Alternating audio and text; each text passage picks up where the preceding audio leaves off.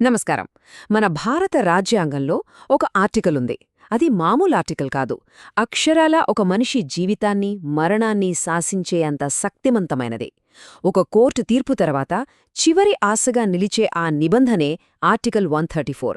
ఈరోజు మనం దాని గురించే వివరంగా తెలుసుకోబోతున్నాం. అవును, ఈ ప్రశ్న చాలా మంది మధ్యలో మెదులుతూ ఉంటుంది కదా.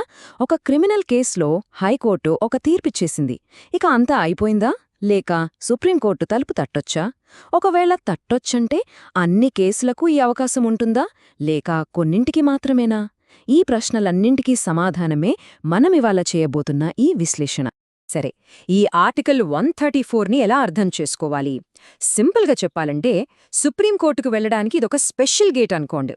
అయితే ఓ విషయం గుర్తుంచుకోవాలి. ఈ గేటు ఎప్పుడూ అందరికోసం తెరిచుండదు.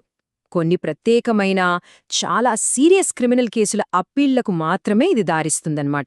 సో అధికారికంగా చెప్పాలంటే ఆర్టికల్ 134 అంటే ఏంటి?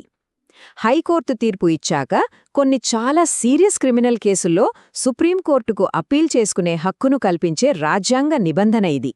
ఇక్కడ మనం అండర్లైన్ చేసుకోవాల్సిన పాయింట్ ఏంటంటే, ఈ హక్కు అన్ని క్రిమినల్ కేసులకు ఆటోమేటిక్గా రాదు.